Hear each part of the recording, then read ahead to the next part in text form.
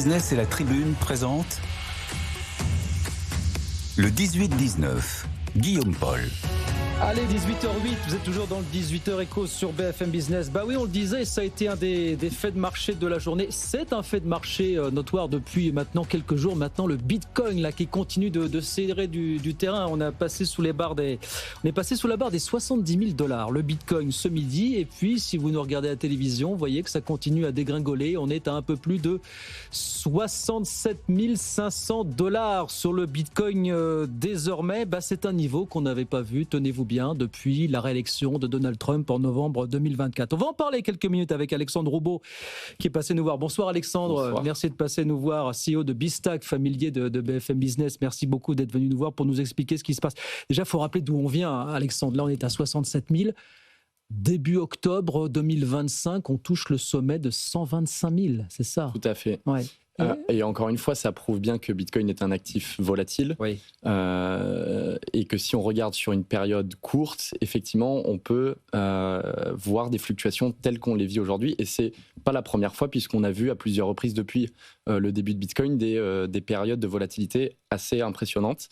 Maintenant, ce qui est important de rappeler, c'est que justement sur un horizon de temps long, oui. Bitcoin a quand même une tendance haussière. Ça a été l'actif le plus performant sur les 15 dernières années. Et donc, ce qui est important à rappeler pour les personnes qui nous écoutent, c'est pas que le problème est Bitcoin, mais plutôt comment on investit sur un actif qui est aussi volatile. Ouais. Et c'est là qu'une stratégie d'investissement, on parle souvent d'ailleurs de DCA, de Dollar Cost Averaging, est important parce qu'on vient avoir une discipline financière, une discipline d'investissement régulière, d'investir un montant toutes les semaines, par exemple, ou tous les mois, pour venir en fait lisser son point d'entrée sur le marché et mitiger l'impact de la volatilité. Ouais. Alors, il y a des raisons un petit peu conjoncturelles là en ce moment qu'on va détailler, qui font qu'on observe ce trou d'air depuis maintenant quelques mois. Est-ce que quand même, il faut se faire à l'idée, il faut se faire une raison, Alexandre, et se dire, on parle là d'actifs extrêmement volatiles et qui vont le rester. Parce qu'il y avait quand même l'idée que depuis quelques années, le Bitcoin, les cryptos étaient adoptés par de plus en plus de grands noms de la finance, de grandes institutions, de grands établissements, et qu'avec ça, peut-être, il allait gagner une certaine stabilité, voilà, une certaine maturité. Non, vous nous dites que ce n'est pas le cas. Il va falloir faire avec cette volatilité. Alors, éternellement. Il faut rappeler, Bitcoin reste un actif extrêmement jeune. Hein. C'est un actif qui a à peine 15 ans, contrairement à des actifs comme l'or. Et on le voit que des actifs qui ont été historiquement considérés comme sûrs ou quand même les plus sûrs comme l'or, finalement, a une période de volatilité en ce moment aussi très importante, puisque l'or a perdu plusieurs milliers de milliards de dollars aussi sur cette période. Et si on le couple avec l'argent, on parle de presque 10 000 milliards de dollars. Donc finalement, ce n'est pas une caractéristique qui est unique à Bitcoin. Et c'est pour ça qu'encore une fois, sur ces actifs, ce qui est important, c'est l'horizon de temps long. C'est pour ça qu'on parle d'épargne sur le long terme ou d'investissement sur le long terme. Maintenant, ce qui est intéressant avec le Bitcoin, c'est que malgré qu'il soit jeune, on voit effectivement que sur le temps long, son risque et sa volatilité diminuent. Parce que justement, la capitalisation, la valeur du marché total du Bitcoin augmente et donc les fluctuations du prix diminuent dans le temps. Aujourd'hui, on n'est plus sur quelques particuliers ou quelques groupes de niche qui investissent sur le Bitcoin. On parle d'États, d'institutionnels avec les géants des gestionnaires d'actifs comme BlackRock et d'autres.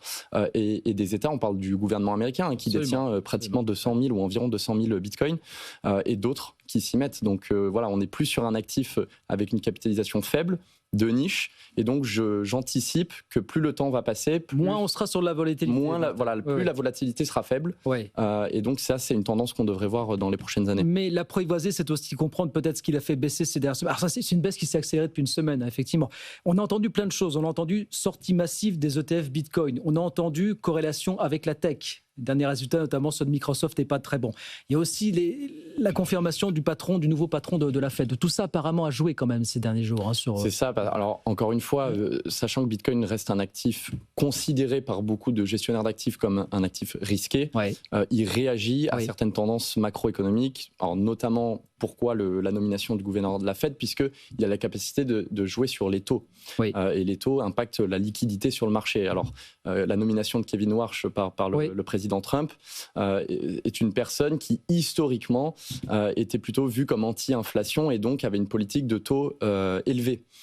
Qui dit taux élevé, dit moins de liquidité sur le marché, et donc les actifs dits risqués par les gestionnaires d'actifs comme le Bitcoin ont un impact à la baisse parce que les gestionnaires d'actifs veulent se retirer des actifs. Ça fait remonter le dollar. Hein. Donc, est-ce que c'est-à-dire que parce que ça fait remonter le dollar, parallèlement, ça fait... Vous tirez exactement la bonne conclusion. C'est potentiellement pas que le Bitcoin s'affaiblit, mais que le dollar se renforce. C'est ça. Et corrélation à la tech, hein.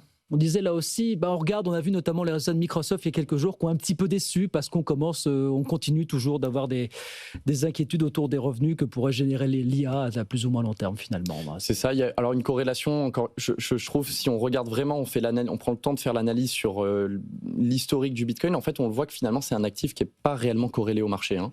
On voit même des taux de corrélation qui sont extrêmement faibles. En revanche, sur certaines périodes de volatilité assez importante, effectivement, il peut y avoir des corrélations.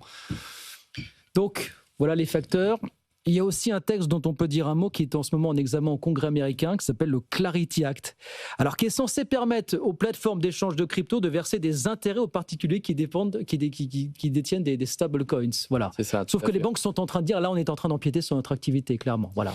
C'est un texte qui est censé lever certaines ambiguïtés. C'est quoi l'idée fondamentale ? Tout à fait. Alors, déjà, ce qu'il faut rappeler, c'est que depuis la nomination de Trump et sa dernière administration, il s'est positionné comme une administration très pro-crypto. Pro-Bitcoin, pro-crypto. Il a créé son propre crypto d'ailleurs, sa propre crypto. Tout à fait. Alors ce qui est un autre sujet, parce que d'ailleurs il y a le Bitcoin et le reste qui sont des actifs complètement différents. Il faut le rappeler, sur Bitcoin on est vraiment sur un actif financier institutionnalisé sur lequel on peut épargner, se protéger de l'inflation monétaire.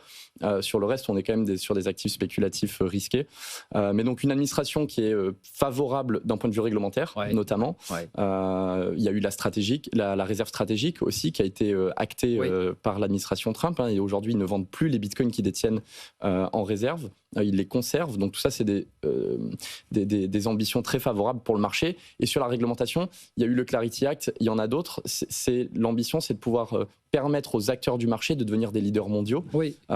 Et donc là vous avez un lobby bancaire quand même qui fait un sacré travail, mais on le comprend. Pourquoi ? Parce que ces produits-là finalement viennent rentrer en concurrence avec les dépôts bancaires classiques, et les particuliers maintenant viennent en fait transférer leurs dépôts sur de la crypto, des comptes qui peuvent être rémunérés, et donc le lobby bancaire effectivement. Et le lobby bancaire est en première ligne. Alors je voulais pas vous demander à quoi d'après vous allaient ressembler les prochains mois sur le Bitcoin, mais enfin vous m'avez un petit peu tendu la perche en me disant, moi je pense que de toute façon l'histoire est ainsi écrite que le Bitcoin est appelé à grimper. Voilà. Les fondamentaux n'ont jamais été aussi positifs. On le disait un petit peu plus tôt, que ce soit les particuliers qui continuent d'épargner en Bitcoin. Nous, on le voit d'ailleurs chez Bitstack. On a en quelques années, on est devenu la première plateforme d'épargne en Bitcoin en France. Plus de 300 000 clients qui ont investi plus de 300 millions d'euros. On parle juste d'en France sur le Bitcoin. Aux États-Unis, on le voit avec les institutionnels. L'ETF de BlackRock qui reste quand même l'ETF avec la meilleure performance de toute l'histoire des produits financiers de BlackRock, le plus rentable aussi pour BlackRock. Donc on a des États qui détiennent du Bitcoin. L'offre reste limitée à 21 millions. Donc c'est toujours une question d'offre et de demande. C'est comme ça que le prix du Bitcoin est déterminé. Donc encore une fois, je pense qu'il est important de rappeler, c'est pas de dire que Bitcoin est juste volatile ou qu'il faut s'en soucier. En revanche, il faut adapter sa stratégie à cet actif volatile. Il faut prendre du recul. L'intégrer dans son patrimoine de manière parcimonieuse, progressive. Exactement. C'est pour ça que les plus gros gestionnaires d'actifs disent d'ailleurs ce qui est risqué, c'est de ne pas en détenir. Il faut en détenir. Certains disent qu'il est risqué de ne pas en détenir aujourd'hui. C'est la position de BlackRock. Ils ont clairement dit que ne pas détenir du Bitcoin était un risque. En revanche, il fallait en détenir de manière mesurée. Plusieurs gestionnaires d'actifs parlent à peu près ça va de 1 à plus de 5%. Donc il faut détenir. C'est comme ça qu'on améliore d'ailleurs la performance de son portefeuille tout en réduisant le risque. Alors c'est contre-intuitif, mais il faut investir avec une certaine discipline de manière régulière pour ne pas être impacté par des volatilités à court terme. Est-ce que vous avez vu ce qu'a déclaré hier Michael Burry, le célèbre investisseur de The Big Short, qu'on connaît. C'est lui qui avait misé contre le marché immobilier américain avant la crise de 2008. Donc on l'écoute un petit peu. Et il lui dit, moi je crains que la chute du Bitcoin entraîne avec elle celle de la bourse et de l'or, qui est une espèce de spirale auto-entretenu. Parce qu'il dit qu'il y a quelques 200 sociétés cotées du côté de Wall Street aujourd'hui qui détiennent des bitcoins. Il peut y avoir derrière de la faillite pour les mineurs de bitcoin. Est-ce que vous croyez, vous, à ce type de scénario infernal Non, moi je pense que c'est une préoccupation qui est pas très mesuré. Alors effectivement, beaucoup de sociétés détiennent du Bitcoin, stratégie étant celle dont on parle le plus souvent.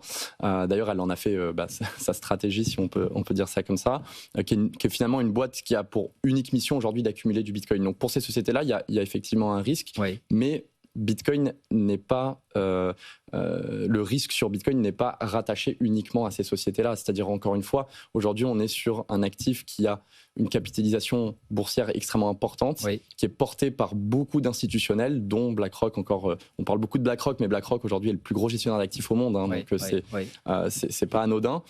Donc non, pour moi, le risque est mesuré. On voit de la volatilité à court terme. On peut être amené à continuer à avoir des fluctuations sur les prochaines semaines. En revanche, si on prend un horizon de temps long, Bitcoin reste sur une tendance haussière. Lui, il dit, je pousse un petit peu ce qu'il dit, il dit carrément le fait d'avoir développé des ETF autour du Bitcoin, c'est ce qui a servi à démocratiser l'usage du Bitcoin auprès du grand public. C'est ça qui a rendu encore plus spéculative la nature de cet actif. Parce qu'on a rendu le Bitcoin beaucoup plus accessible aujourd'hui, c'est-à-dire que ça soit en France ou aux États-Unis, donc là, pour les ETF, on va parler des Américains. Donc ça renforce la corrélation avec les marchés.